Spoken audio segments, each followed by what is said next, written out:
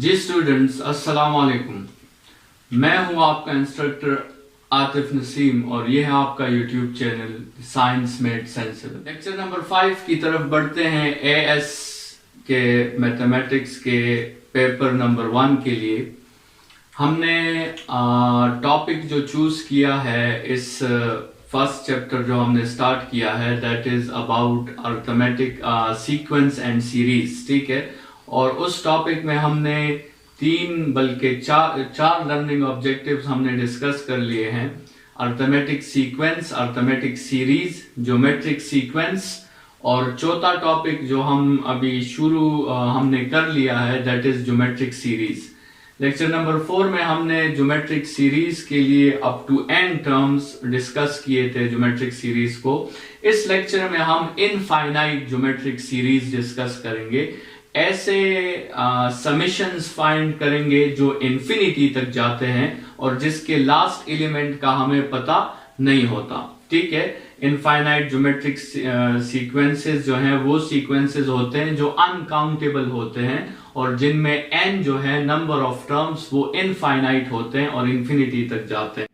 तो infinite geometric series की definition ये होगी कि the sum of the geometric series up to infinity. ठीक है, और इसको हम रिप्रेजेंट करेंगे एस एन के साथ नहीं बल्कि एस इंफिनिटी के साथ हम इसे रिप्रेजेंट करेंगे, which will show us that this series is up to infinity. और इसमें आप देख सकते हैं कि लास्ट एलिमेंट आपके साथ ए एन नहीं है बल्कि ये सीरीज गोइंग ऑन सीरीज है और अप टू इंफिनिटी तक ये जाएगी।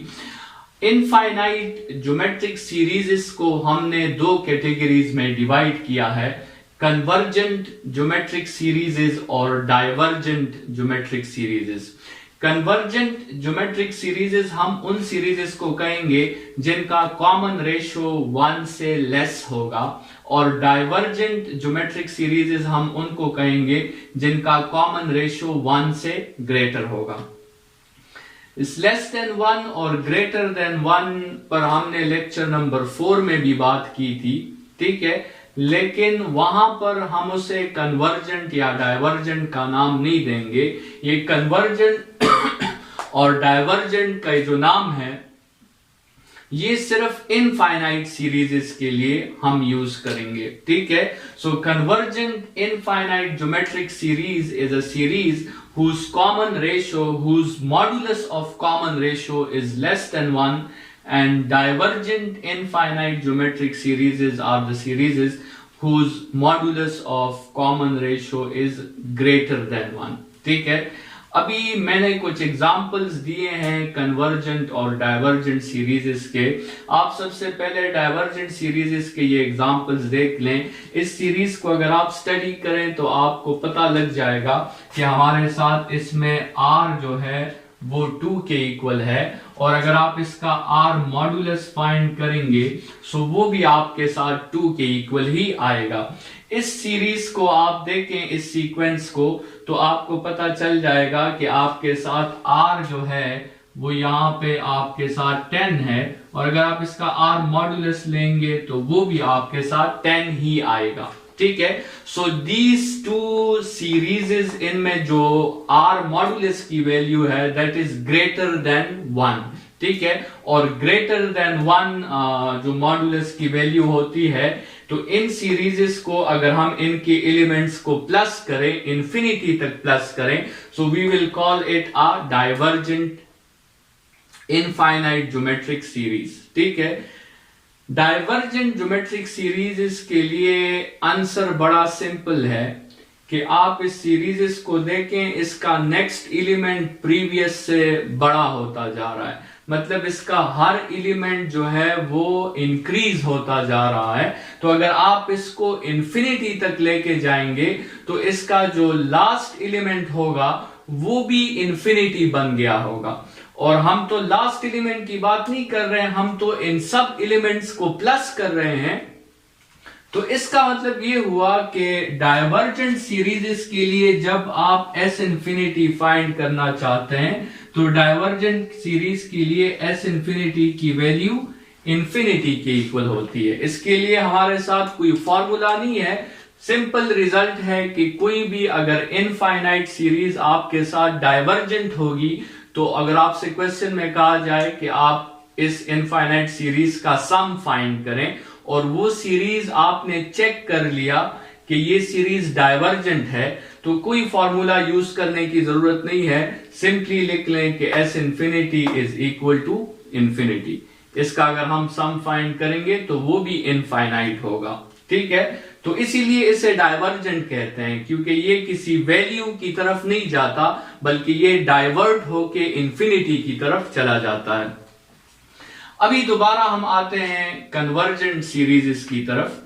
कन्वर्जेंट सीरीज वो सीरीज है जिसमें आर मॉडुलस की वैल्यू लेस देन 1 हो, ठीक है। मतलब वो आपके साथ आप कह सकते हैं कि वो -1 और 1 के दरमियान हो, ठीक है, -1 और 1 के दरमियान हो, ठीक है। अच्छा, अभी इस सीक्वेंस को आप जरा देखें, ये एक ज्योमेट्रिक सीक्वेंस है और इसमें आप क्लियरली देख सकते हैं कि इसमें r की वैल्यू जो है, r की वैल्यू इसमें है 1/2, ठीक है। और इसका आप मॉडुलस लेंगे तो r मॉडुलस की वैल्यू भी आपके साथ 1/2 आ जाएगी। So this is less than 1, ठीक है। और आप इस सीक्वेंस को कन्वर्जेंट सीक्वेंस कह सकते हैं। अच्छा, इस सीक्वेंस को आप देखें, एक तो इसमें आप देखें आपके साथ अल्टरनेट साइंस आ रहे हैं, तो अल्टरनेट साइंस का मतलब ये हुआ कि ये सीक्वेंस, इसमें जो r की वैल्यू होगी वो नेगेटिव वैल्यू होगी। और अगर आप सीक्वेंस को देखें तो आपको क्लियरली पता चल सकता है कि इसमें r की वैल्यू जो है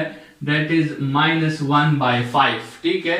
और अगर आप उसका मॉडुलस ले लें तो ये नेगेटिव खत्म हो जाएगा, r modulus is equal to 1/5 हो जाएगा। इसी तरह इस सीक्वेंस को आप देखें तो आपको पता लग जाएगा कि आपके साथ r की वैल्यू जो है दैट इज 1/2, और अगर आप उसका मॉडुलस लें तो वो भी 1/2 हो जाएगा। इन तीनों सीक्वेंसेस में आप देख सकते हैं कि r मॉडुलस की वैल्यू लेस देन 1 है और ये सीक्वेंसेस इंफिनिटी तक जा रही हैं। तो अगर हम इन एलिमेंट्स को प्लस करेंगे, so we will call this sequence convergent sequences, ठीक है। और हमारे साथ फिर कन्वर्जेंट सीक्वेंस के लिए फॉर्मूला हमने डिराइव करना है। कन्वर्जेंट सीक्वेंसेस चूंकि ये एक वैल्यू की तरफ कन्वर्ट हो जाता है, एक वैल्यू की तरफ बढ़ता है, तो इसका हम आंसर फाइंड कर सकते हैं, लेकिन डाइवर्जेंट का हम आंसर फाइंड करते हैं। और कन्वर्जेंट सीक्वेंस या कन्वर्जेंट सीरीज के लिए फॉर्मूला डिराइव करते हैं। हमने लेक्चर नंबर 4 में जो सीक्वेंस के 4 फॉर्मूलाज लिखे थे, उसमें 2 formulas greater than r greater than 1 के लिए थे जो कि डाइवर्जेंट के जुमरे में आते हैं, और 2 फॉर्मूलाज r लेस देन 1 के लिए थे जो कि कन्वर्जेंट के डोमेन में शामिल होते हैं। तो उन कन्वर्जेंट के डोमेन में जो 2 फार्मूलाज हमने लिखे थे, उनमें से हमने एक फार्मूला अपने लिए उठा लिया है, S1 is equal to a into 1 minus r power n divided by r minus 1, ठीक है। Sorry, it's not r minus 1, it's 1 minus r। इन सबको हम करेक्ट कर देते हैं। हाँ, यहां से फिर ये करेक्ट हो गए। अच्छा, इसमें हम क्या करते हैं कि ये जो फॉर्मूला हमारे साथ था, it was for the sum up to n terms. हम इस फॉर्मूला को इनफाइनाइट के लिए लिखना चाहते हैं। So what we will do is we will put n is equal to infinity. हमारे साथ नंबर ऑफ टर्म्स अभी काउंटेबल नहीं है, वो इनफाइनाइट है। So we will put here infinity and we will also put in this position infinity. So we will get s infinity is equal to a into 1 minus r power infinity divided by 1 minus r, and we know that this r is less than 1, ठीक है, ये r modulus less than 1 है। अच्छा, अभी आपके साथ अगर आप थोड़ा सा ऑब्जर्व करें, अपना लॉजिक यूज करें, किसी भी लेस देन 1 नंबर पर जब आप पावर बढ़ाते हैं तो आंसर 0 के करीब होता जाता है। जैसे अगर लेट्स सपोज आप r की वैल्यू कंसिडर कर लें 1/2, अगर r की वैल्यू आपके साथ 1/2 है, 1/2 पे आप पावर 1 ले लें तो आपके साथ 1/2 आता है। इसी 1/2 पे आप स्क्वायर ले लें तो आपके साथ आंसर 1/4 आता है, मतलब ये और भी स्मॉल हो गया है। इसी 1/2 पे आप क्यूब ले लें तो आपके साथ आंसर 1/8 आता है, तो ये और भी स्मॉल हो गया है। तो इसी तरह अगर इसी 1/2 पे हम इंफिनिटी पावर ले लें तो ये वैल्यू इंतहाई स्मॉल हो जाएगी, इंतहाई इतनी स्मॉल हो जाएगी कि हम इसे नेग्लेक्ट कर सकते हैं, हम इसकी जगह 0 पुट कर सकते हैं। So as R modulus is less than 1, so R power infinity is equal to 0 और इट टेंड्स टू 0। ठीक है, तो अगर आप इस कंडीशन को ध्यान में रखते हुए r पावर इंफिनिटी की जगह आप यहां पर 0 पुट कर देते हैं तो आपके साथ s इंफिनिटी का फॉर्मूला आ जाता है a divided by 1 minus R. ठीक है, ये सिंपल सा फॉर्मूला है जिसको आप यूज कर सकते हैं to find the sum up to infinity for a convergent geometric infinite series. Divergent के लिए हमारे साथ कोई फॉर्मूला नहीं है, डाइवर्जेंट सीरीज का एक ही आंसर है एंड दैट इज इंफिनिटी। लेकिन कन्वर्जेंट ज्योमेट्रिक इनफाइनाइट सीरीज जो होते हैं we will use this formula for that, S infinity is equal to A divided by 1 minus R. इस 5 लेक्चर्स को जो हमने 4 लर्निंग ऑब्जेक्टिव्स जिसमें हमने डिस्कस किए, arithmetic sequence, series, geometric sequence और सीरीज।